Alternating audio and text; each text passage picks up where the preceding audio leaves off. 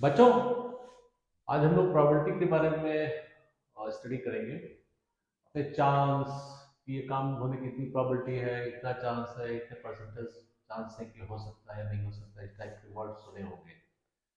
But इनको mathematically कैसे represent करेंगे, कैसे कैलकुलेट किया जा सकता है, ये बेसिकली प्रोबेबिलिटी थ्योरी में पढ़ाया जाता है। तो प्रोबेबिलिटी थ्योरी में बेसिकली हम कंसीडर उस टाइप के फिनोमेना करते हैं जो रैंडम होते हैं। जैसे आपने एक सिक्का उछाला, हेड आएगा या टेल आएगा, आप उसको एग्जैक्ट प्रेडिक्ट नहीं कर सकते। बट अगर आप उछालते रहो, एक बार उछालो, दो बार उछालो, चार बार उछालो, हर बार आप लिखते रहो। फर्स्ट टाइम आपने उछाला, हेड आया, सेकंड टाइम उछाला, टेल आया, फिर हेड आया, फिर टेल आया, फिर टेल आया, फिर हेड आया, फिर हेड आया। पर लॉन्ग रन में देखोगे, अगर इसका परसेंटेज निकालोगे कि कितनी बार हेड आया, कितनी बार टेल आया टोटल नंबर से, तो लगभग 50% टाइम्स हेड आने के चांस होंगे और 50% टाइम टेल आने के चांस होंगे। बट एक पर्टिकुलर उछालोगे तब उसमें कोई आइडिया नहीं होगा क्या आ रहा है या क्या आने वाला है। तो रैंडम फिनोमेना हमको बोलते हैं कि unable to predict the outcomes but in the long run the outcome exhibit statistical regularity. Long term में आप जब आप काफी सारे एक्सपेरिमेंट कई बार उछालोगे तो एक रेगुलर फिनोमेना आपको दिखाई पड़ेगा। तो एक तो हमने बताया कि हेड एंड टेल वाला। इसी तरह से अगर आप जो डाई को रोल करते हो, पासा जिसको बोलते हैं, आप लूडो वगैरह में खेलते हो, आपने ऐसे ऐसे डाला, इसमें 6 फेसेस होते हैं, एक single dart, double dart, triple dart, इस तरह से डार्ट 6 डार्ट होते हैं। तो आपने ऐसे फेंका तो क्या आएगा? एक आएगा, दो आएगा, 6 आएगा, 5 आएगा। तो आप एक एक्सपेरिमेंट करो तो आप कह नहीं सकते हो कि एक आएगा, दो आएगा, पर लगातार आप करते रहो, काफी सारे 200-400 एक्सपेरिमेंट करो तो आपको लगेगा कि चांस क्या है।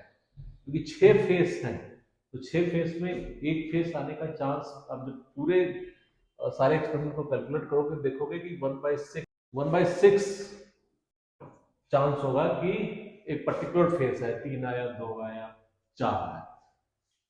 तो इस टाइप के जो रैंडम फिनोमेना होते हैं उनको आप आउटकम फर्स्ट उसमें प्रेडिक्ट नहीं कर सकते हो एग्जैक्टली।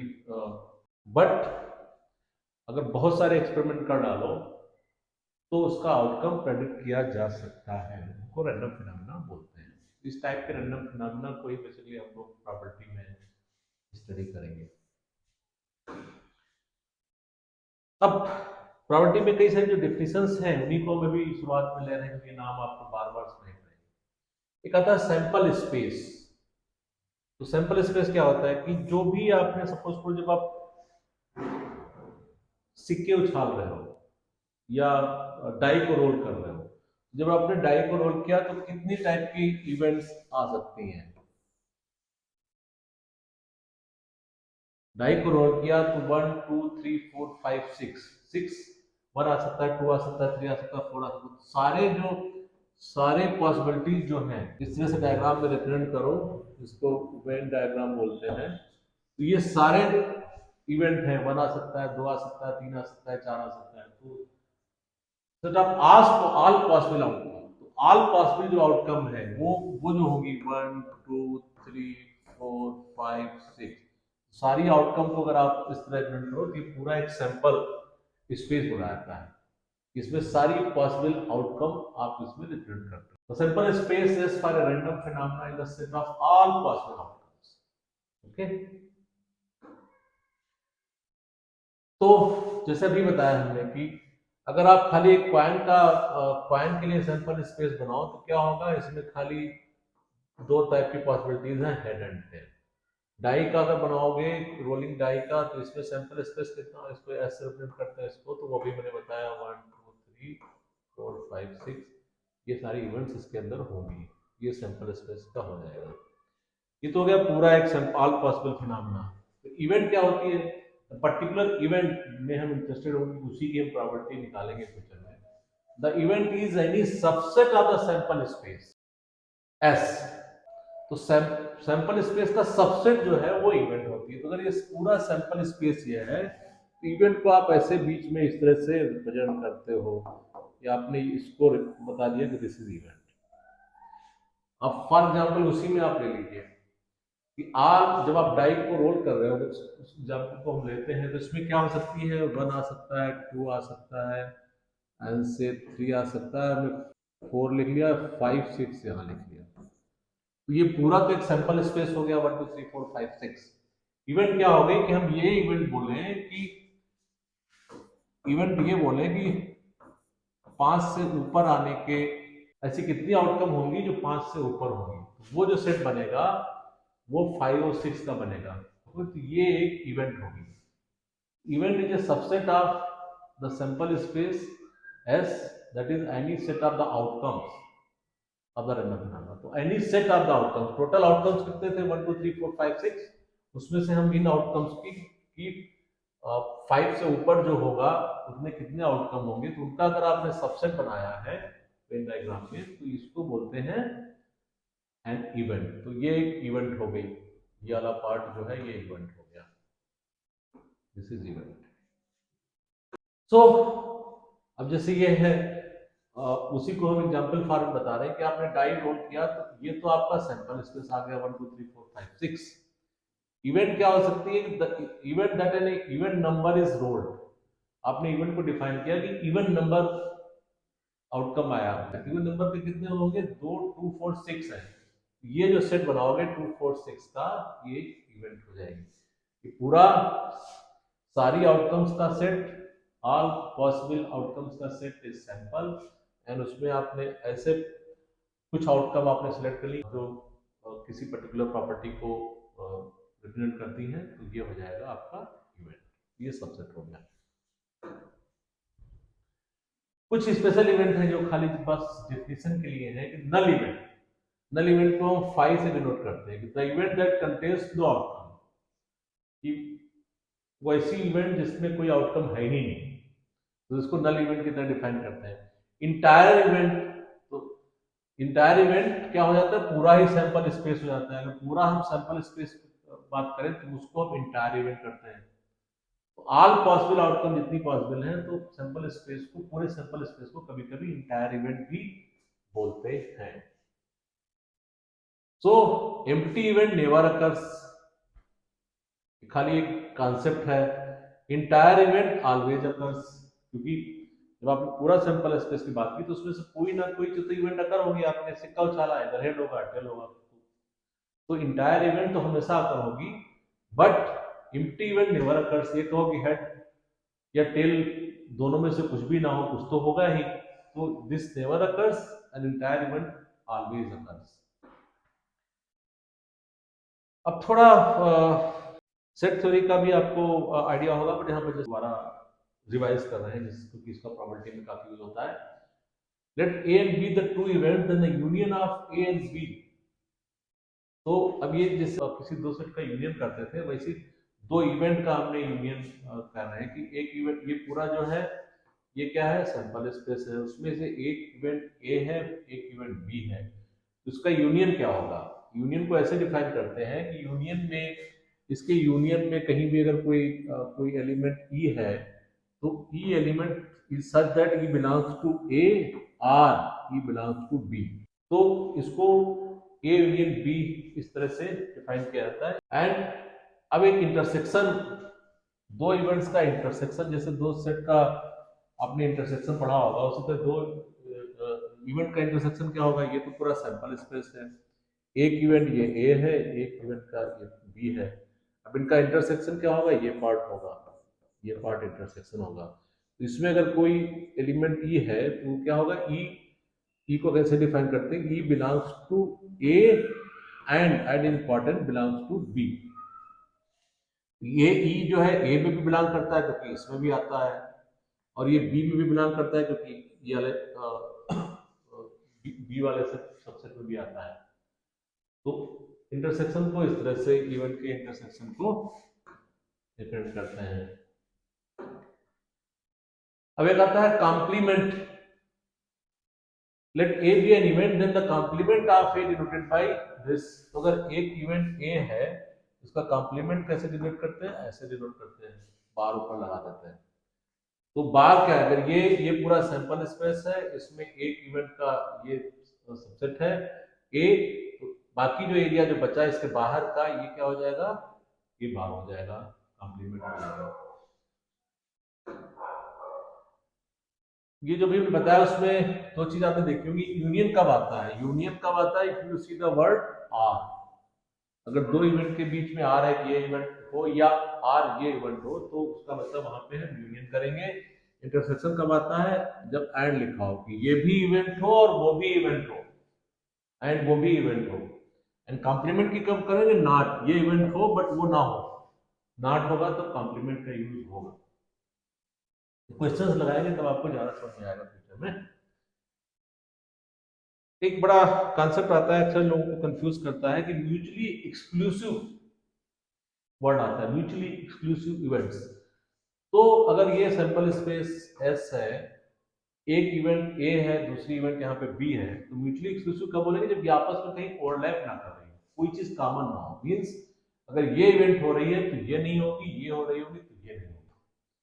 तो म्यूचुअली एक्सक्लूसिव में क्या होगा, इंटरसेक्शन जो है फाई होगा, नल होगा, बीच में कोई इंटरसेक्शन नहीं होगा। अब ये कैसे होगा, अब जैसे अगर आप वो हेड एंड टेल वाली बात करें, तो ये हेड वाला सेट है, ये टेल वाला सेट है, जब आप उछालोगे तो या तो हेड होगा या टेल होगा, दोनों में कोई ओवरलैपिंग नहीं होगी।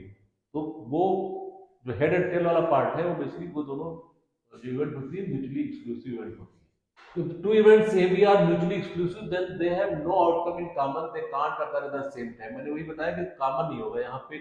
ए जो ए इंटरसेक्शन बी होगा वो अभी फाई होगा, जो भी बताया, तो ये सेम चीज का उसको रिपीट किया गया है। अब आते हैं प्रोबेबिलिटी होती क्या है, तो तुमने डिफिनेशन सारी बता दी। अब suppose that sample space S has a finite number N of the outcome, तो आपने क्या किया, एक हमने एक सैंपल स्पेस बनाया है ऐसे, ठीक है।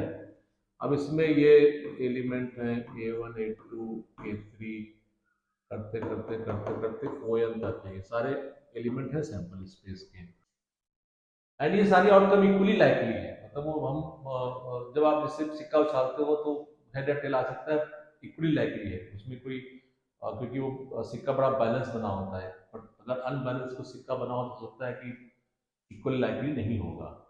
ये तो हमने आउटकम्स बता दी, ये आउटकम है ON से लेके थे जब। तो प्रॉपर्टी क्या होता है देन फॉर एनी इवेंट, कि अगर कोई इवेंट हम बीच में एक कोई सबसेट ले लें इवेंट का, इसमें जितने नंबर ऑफ ये आउटकम्स होंगी, तो इसकी अगर प्रॉपर्टी निकालनी हो इस इवेंट की, इस इवेंट में जितने नंबर ऑफ आउटकम्स मिलेंगे, इसमें जितने नंबर ऑफ आउटकम होंगे, उसको अगर टोटल नंबर ऑफ आउटकम से डिवाइड कर दो तो प्रॉपर्टी आ जाती है।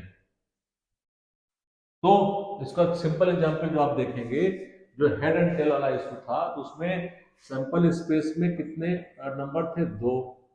और अगर आप कोई कहे हेड एक इवेंट है, तो हेड एंड इवेंट की प्रोबेबिलिटी अगर निकालना हो तो हेड का नंबर कितना होगा, वन, हेड का नंबर कितना होगा, आप नंबर ऑफ हेड कैलकुलेट करोगे total, and total total possibility, तो ये हेड आने का एक आएगा, टोटल सैंपल स्पेस दो का है, तो प्रोबेबिलिटी 1/2 हो जाएगी।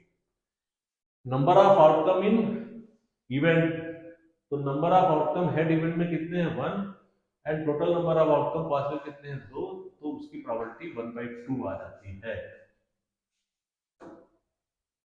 इसी तरह से आप जैसे एक आपने सैंपल स्पेस उसका बनाया डाई का, तो उसमें कितने आते हैं, 1 2 3 4 5 6 एलिमेंट हो गए।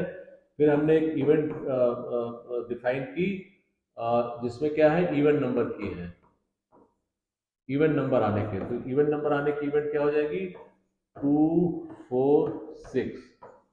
तो अब इसकी प्रॉपर्टी अगर निकालना हो इसकी इस इवेंट की, इस इवेंट की प्रॉपर्टी निकालना हो, तो इसमें नंबर कितने हैं, number number of outcome in E and total number of outcome in sample space। तो नंबर ऑफ आउटकम इन कितना, 3 है, तो सैंपल स्पेस में आउटकम कितने हैं, 6 हैं, ये प्रॉपर्टी 1/2 हो जाएगी। तो ये इस इवेंट की प्रॉपर्टी, इवेंट क्या है जिसमें इवेंट नंबर हो, इवेंट नंबर आएगा, वो इवेंट हो गई, उसकी प्रॉपर्टी कितनी आ गई, 1/2। तो इस तरह से प्रॉपर्टी ये सिंपल एग्जाम्पल है जिसमें इस तरह से प्रॉपर्टी निकाली जा सकती है। अब प्रॉपर्टी के भी कुछ रूल होंगे। तो म्यूचुअली एक्सक्लूसिव इवेंट के लिए क्या है कि प्रॉपर्टी अगर इस तरह से देखें आप, ये सैंपल स्पेस है, इसमें एक इवेंट ए है, एक इवेंट बी है, ये ए है, ये बी है। म्यूचुअली एक्सक्लूसिव है मीन्स उसमें कोई ओवरलैपिंग नहीं हो रही होगी, ये हो रही होगी तो ये इवेंट नहीं होगी, ये होगी तो ये इवेंट नहीं होगी। ऐसे केसेस में अगर ये कहा जाए कि प्रॉपर्टी ए यूनियन बी, कि ए बी हो, ए हो और बी हो, ए इवेंट हो या बी इवेंट हो, इसकी प्रॉपर्टी कैसे निकालोगे? इसकी प्रॉपर्टी, इनका कहने का कहना है कि प्रॉपर्टी क्या हो जाएगी, सिंपल ऐड हो जाएगी, property of A and property of B, दोनों को ऐड कर लोगे। बट इसको अगर आप फिजिकली निकालना चाहो तो सोचो कि सैंपल स्पेस एन में इसमें नंबर ऑफ आउटकम्स कितनी है, सपोज कीजिए आपने एन लिख ली, टोटल आउटकम जो है इसमें एन है, एंड इसमें आपने n1 कर ली, इसमें n2 कर ली। तो अब पहले हम नंबर ए यूनियन बी के नंबर कितने हो जाएंगे, ए यूनियन बी का नंबर कैसे करोगे? सिंपल जो सेट थ्योरी में आप एडिशन करते हो तो वही तो हो जाएगा। तो नंबर ए में कितने नंबर हो गए एंड नंबर बी में कितने नंबर हो गए, ये हो जाएंगे n1 प्लस n2। अब प्रॉपर्टी निकालना है तो प्रॉपर्टी क्या हो जाएगी, प्रॉपर्टी ए यूनियन बी क्या हो जाएगी, टोटल नंबर इस इवेंट के number and divided by sample space. तो इसको आप करोगे तो n1/n1 हो जाएगा, दैट इज इक्वल टू ये हो जाएगा, दूसरा pb हो जाएगा। तो बेसिकली अगर आप सिंपल एलिमेंट लेकर के, सिंपल आउटकम्स नंबर लेकर के आप दिखाओगे तो भी ऐसे निकाला जा सकता है।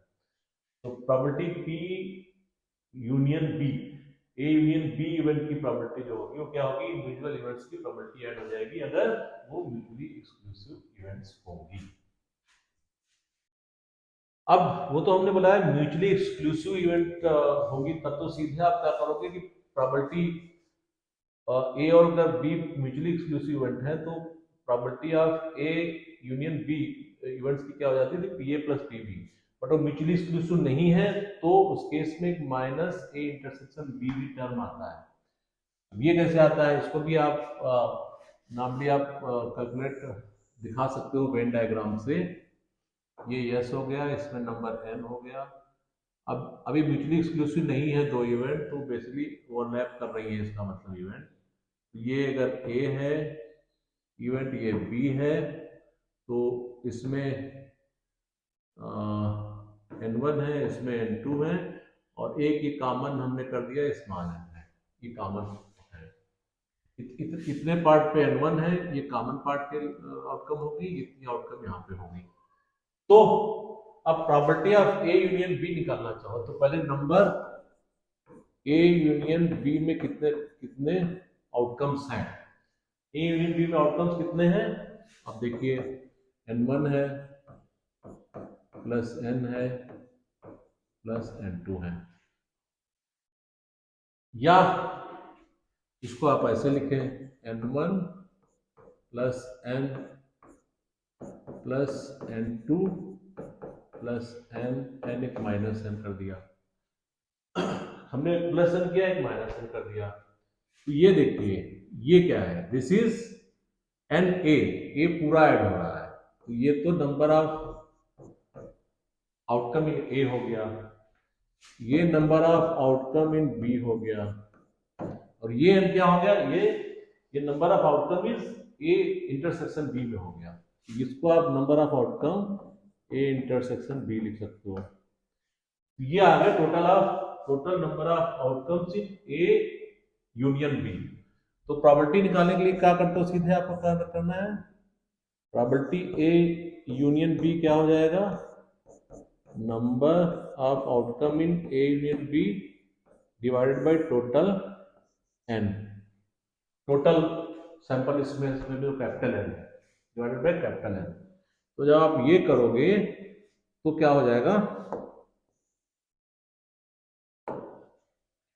ये हो जाएगा N A divided by N B divided by N minus N A intersection B divided by N. ये बेसिकली क्या है, this is probability of A event, this is probability of B event, ये प्रोबेबिलिटी ऑफ बी इवेंट हो गई, ये probability of A intersection B हो गई। ये आ गया आपका property of A union B for general rule. अब जब म्यूचुअली एक्सक्लूसिव होंगे उस केस में कोई कॉमन नहीं होगा, ये पार्ट जीरो हो जाता है तो केवल ये। तो this is general rule of addition of the property की। ए इवेंट की प्रॉपर्टी पता है, बी की पता है, इंटरसेक्शन की पता है, तो आप ए यूनियन बी की प्रॉपर्टी निकाल सकते हो।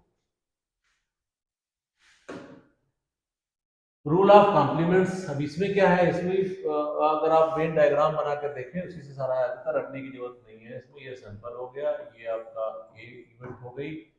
तो अब बाहर वाले एरिया में N1 हो, इसके अंदर N2 हो, तो अब क्या होगा, ये वाला एरिया ए डैश हो गया। N1 इज मींस हम कहना क्या चाह रहे हैं, N ए कॉम्प्लीमेंट में जो है ये N1 आउटकम है, और N ए में आउटकम कितनी है, N2 है, ये हमने लिखा। तो अब प्रोबेबिलिटी ऑफ ए कॉम्प्लीमेंट की प्रोबेबिलिटी निकालनी है, तो क्या हो जाएगी, प्रोबेबिलिटी ऑफ ये कम निकालनी, तो ये नंबर हो जाएगा, number N1 divided by total sample. तो टोटल सैंपल में कितनी है, ये N1 है, N2 है, total sample N1 plus N2 हो गया। अब इसको अगर आप लिखना चाहे देखें, हम क्या लिखेंगे, N1 plus N2, N1 plus N2 minus N2 अगर हम कर दें तो इसको कैसे लिखा जा सकता है, इसको लिखा जा सकता है P A complement equal to N1 plus N2 divided by N1 plus N2 minus N2 N1 plus N2। अब ये तो पार्ट 1 हो जाएगा, दिस विल बी 1।